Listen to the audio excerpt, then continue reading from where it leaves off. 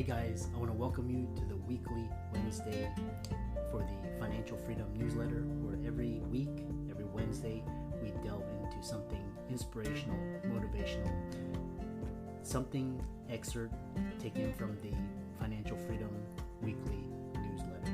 Wherever you are, if you're listening on Spotify, on iTunes, Google, be sure to click the like, subscribe, share, comment.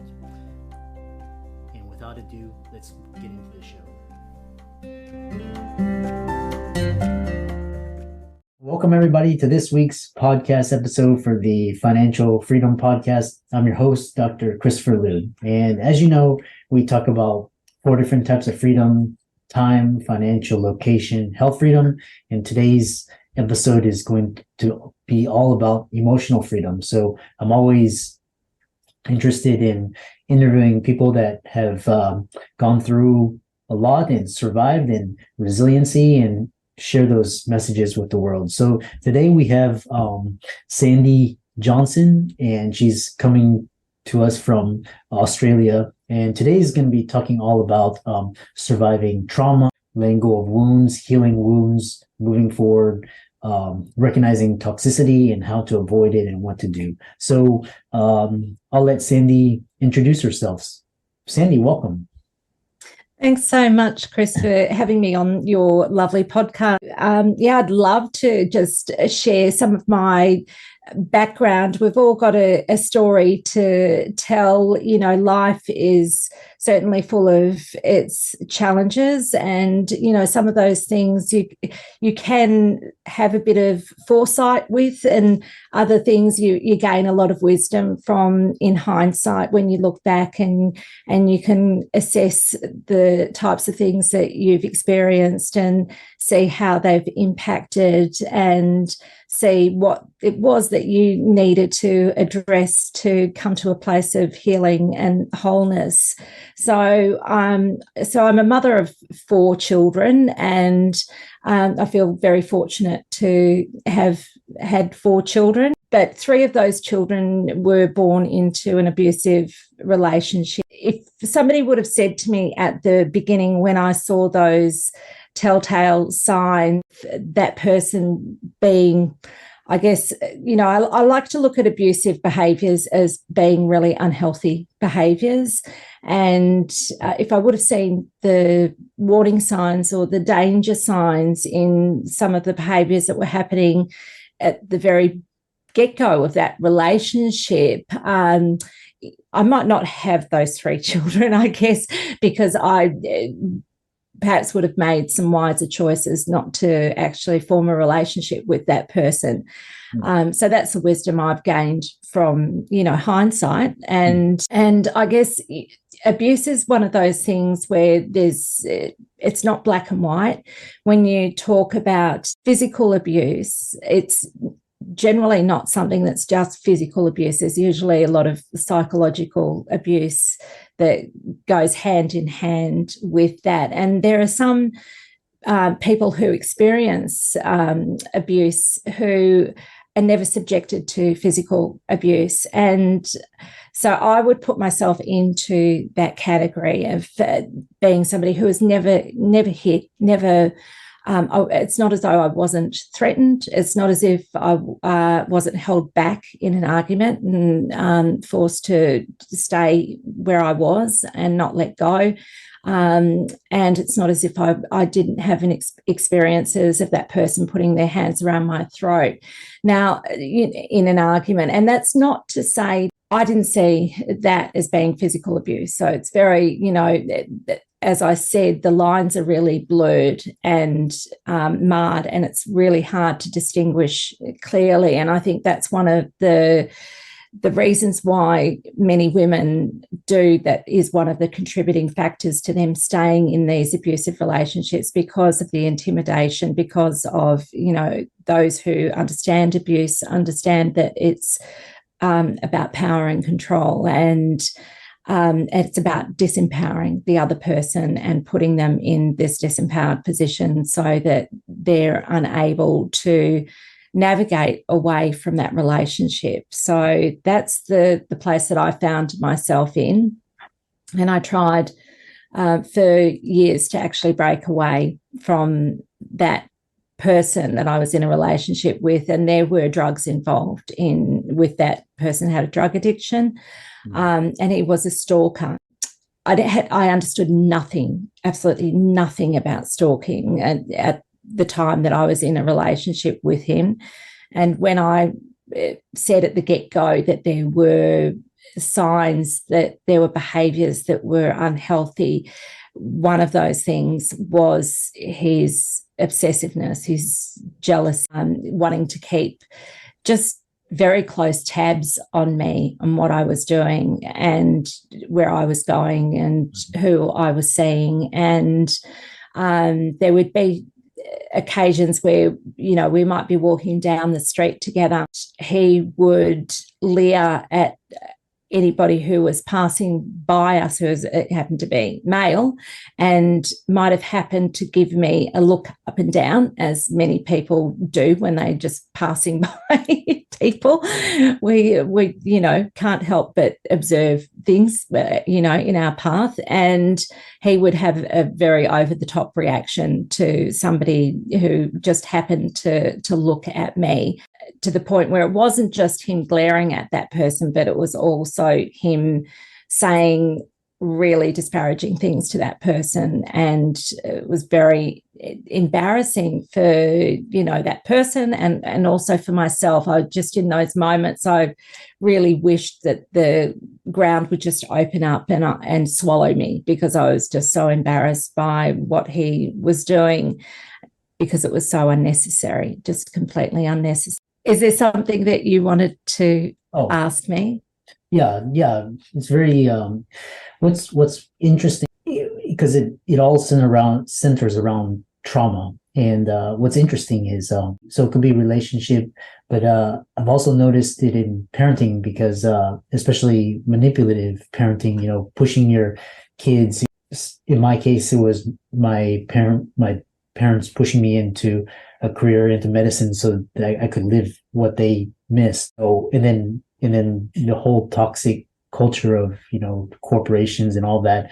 So it's very similar, but it's just a different context. But, what's interesting is I'm talking to you, and usually when you talk to, people that survive emotional trauma abuse, is they have this heaviness, that energy, but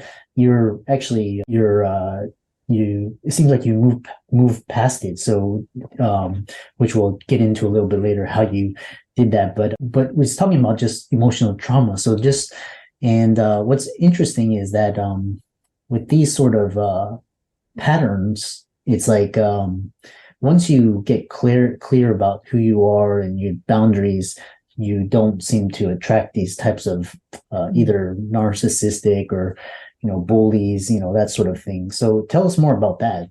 So yeah, that is an absolutely fundamental key to breaking free and keeping that safe distance. So I'll just say that my situation, it felt like death by 1,000 cuts to me. That's the analogy that I draw upon, because there wasn't anything that I could do to get away from that, but it wasn't anything that looked like it was going to be fatal.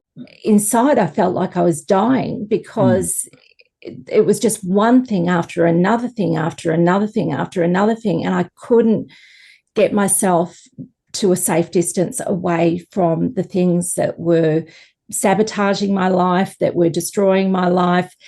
I had no control, because I had no boundaries in place, and I had no idea how to actually create a boundary. And that's a really challenging thing for anybody who's in an abusive relationship, to try and create a boundary, because once you do try and create a boundary, and I made many attempts to create boundaries, that then changes the dynamic of power and control. And so if you are going to do something to try and get back some of your personal power again, the other person will up the ante, disempower you again. So what happened for me, because it was largely gaslighting, psychological abuse and stalking behaviours, financial abuse, sexual abuse, there were a lot of different abuses that were happening in my relationship. But I wasn't getting physically harmed, as in I wasn't being beaten. Okay. So for me, I didn't know who to turn to for support. The people who were closest to me were not equipped with the right experience to know how to support me, and also were very reluctant to become too closely involved, because they would then become entangled and their lives would then, become very stressful, fraught with, them then having fears that my ex-partner would start sabotaging their lives as well. So I was somebody who was in the too hard basket. My children were attending a childcare centre, and one of the people who worked at that childcare centre was a police officer. She was a mum of two young girls that were attending that same childcare centre. Now, you know what it's like. Parents will just have that 5-minute conversation before they, go off and in their different directions to do what they've got to do. And I happened to have a few conversations with her, and she could see I was just absolutely run ragged. She could just see stress written all over me. I was, so thin from all the stress, and I was just jittery and hyper, all the time, because I just was not feeling safe at all. Anxiety was just consuming me nonstop. And we just had a few conversations, and the things that I was sharing with her, she was picking up on, and she said, "You really need some help. You're in an abusive relationship." She said, "You can come to the police and we will help you." And so I sat with that for a little while. I didn't act on it straight away because I was very scared of what might come after me taking some action, because my ex-partner was like a maverick, and he had always managed to stay 2 steps ahead of the law. So he just got away with everything and was not being held accountable. And this is the thing about narcissists, is narcissists do not want to take any responsibility for anything that they do. And so they definitely don't want to be held accountable. So they're very slippery. They know how to, find the gaps and get through the gaps and avoid ever being held accountable. So I knew that if I involved the police, that I was taking a very serious step with him, and I had no idea what would come next if I did take that action. But I was at absolute desperation point. I didn't know, what to do, and I just didn't know how I was going to continue on, because I think what I had been doing to that point was I was trying to manage an unmanageable situation. And I was doing my very best to do that, but that was a coping mechanism for me. I had to do that. That was a survival tactic for me, was just to tell myself it's going to be okay. Somehow it's going to be okay. I'm going to figure this out. I was never going to be able to break away from that person, because his stalking behaviours were just so serious that he was never going to give me any space. So I did involve the police. I involved the court. I got a restraining order in place. And that was the point where things did escalate, as I had feared they would. And he came around. He was not supposed to come, within 200 metres of me, or he was not supposed to come within, 500 metres of my home or workplace or the children's school.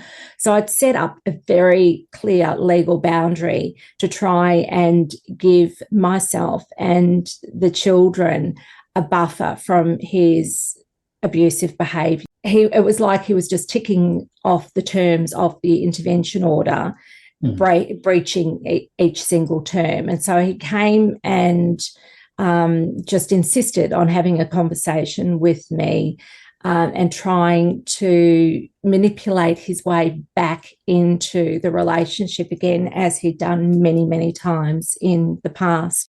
I stood my ground.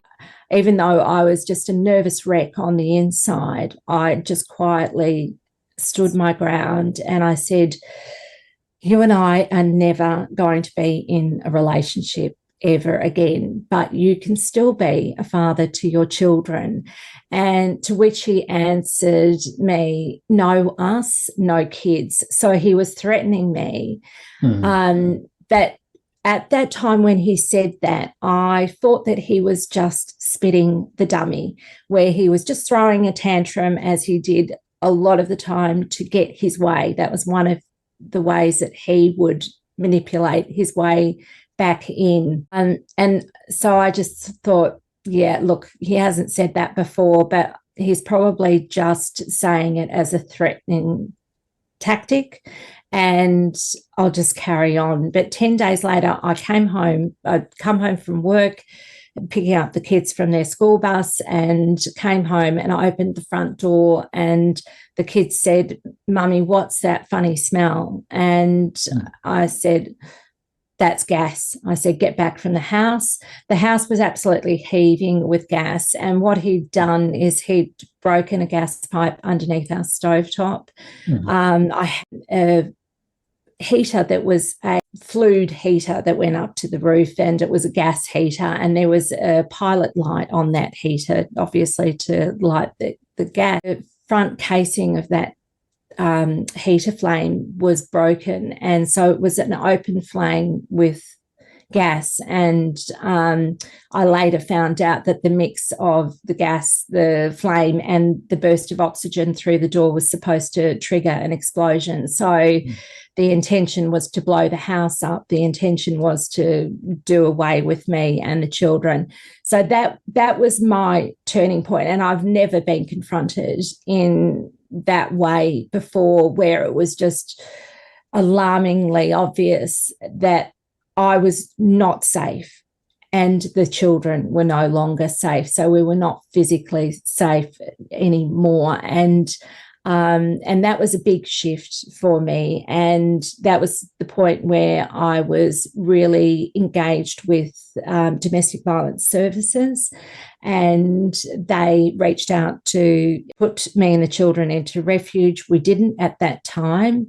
Then pursuant to that, he was never held accountable for that because the police could not gather enough evidence to press charges for that event. But there were enough. It had become a full-time job for me almost, where I was documenting all the breaches to the intervention order, which was really pivotal for the police to be able to gather enough evidence to be able to take that evidence to court, to be able to actually hold him accountable for the things that he did. So many times victims will get restraining orders out against their abusive partners, but they won't report breaches, which really makes that order just a piece of paper that holds no weight in court. So it's a really hard thing to do all that documenting of evidence as you go along and experience when you're in this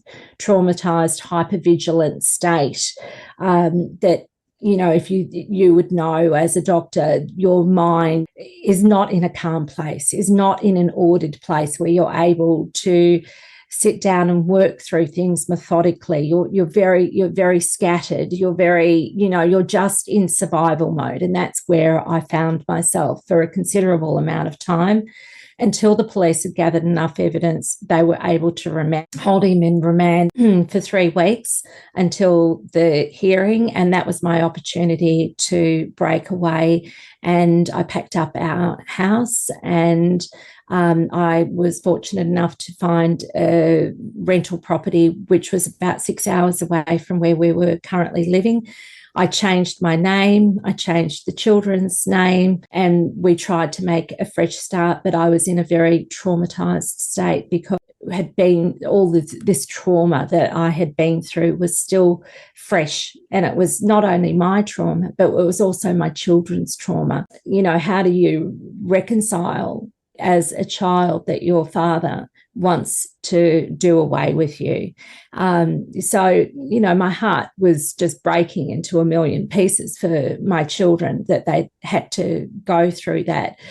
let alone negotiating all of those survival things that I needed to negotiate to keep us safe, keep that basic level of having a roof over our heads, reintegrating the kids into a new school, and all of the things that are just parts of what we take for granted as being everyday rights in our society. So I look at it as almost like an act of terrorism that happens in abusive relationships when they escalate to that point. Leading up to that, it is also that, because it's basically one person is terrorizing another person into a place of fear and just ongoing trauma. You said, speaking to me now, I'm not weighted down by all of that trauma that I've been through, and that I've given you a very, very brief overview of what was a long-term abusive relationship. Instance of fleeing was the first of two instances where I had to flee from him because he did track us down after serving some time in jail. And after that, because I am fairly good with communicating, I was able to advocate for myself in a way that many victims aren't able to advocate for themselves. And I was fortunate that when I came before the court and it was time for me to put in a fresh application for a new restraining order, magistrate was very common sense, and she could see that we were dealing with a recidivist offender and that the children and I really deserved to have the court support to provide us with some peace in our lives so that we could have an opportunity of healing and recovering and reintegrating back into having a normal life again.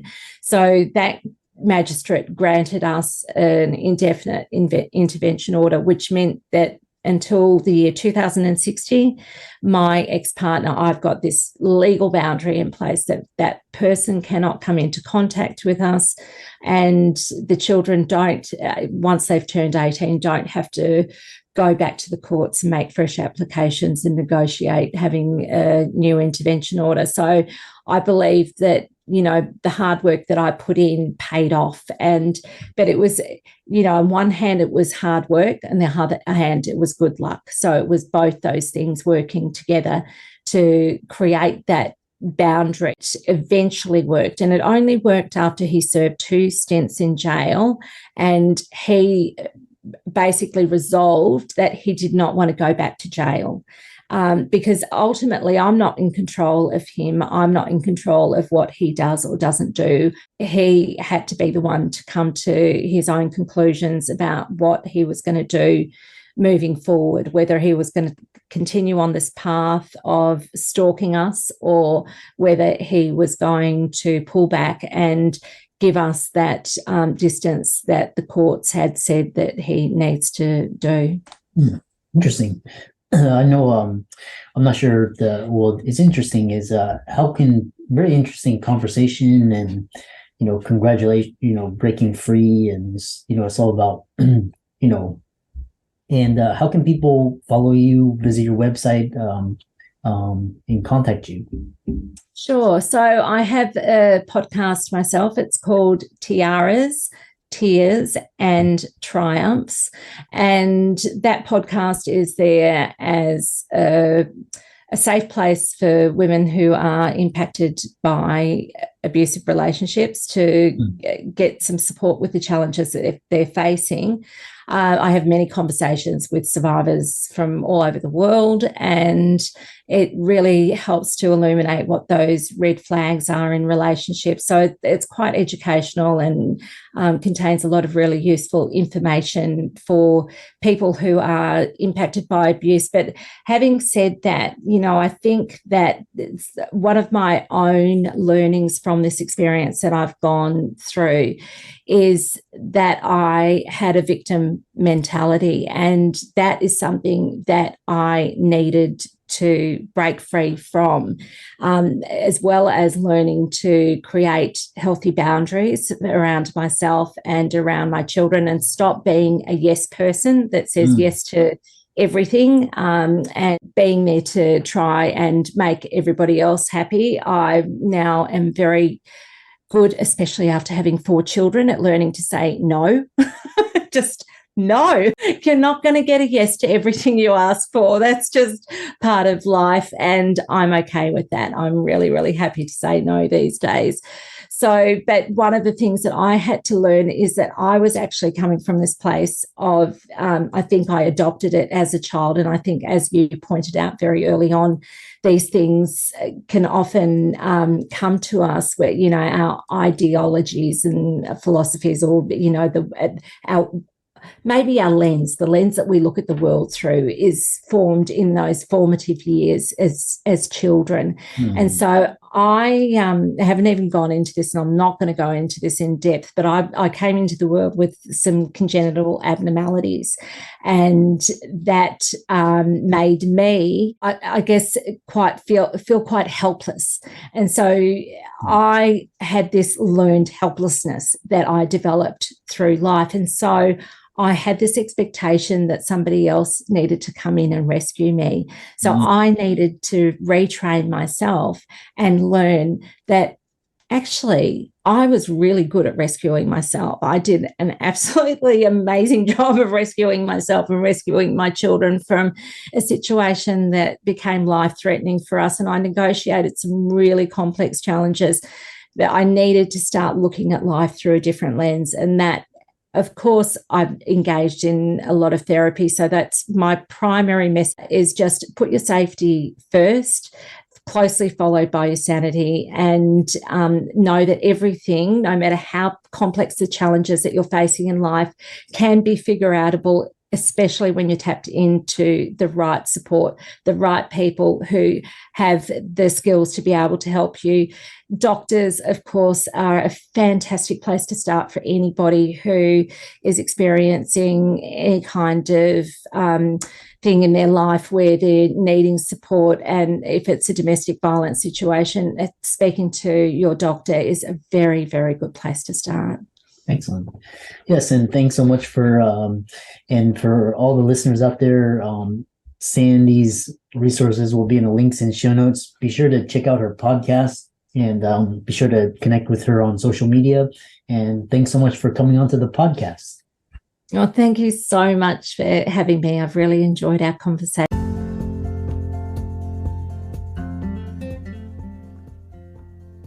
I hope you really enjoyed that wonderful, inspirational, motivational piece. Again, wherever you are listening, if you liked it, be sure to like, comment, share, subscribe. We're on everywhere: Spotify, iTunes, Google, Amazon, Audible. And without much ado, be sure to thank this show's sponsors, and we'll see you next week.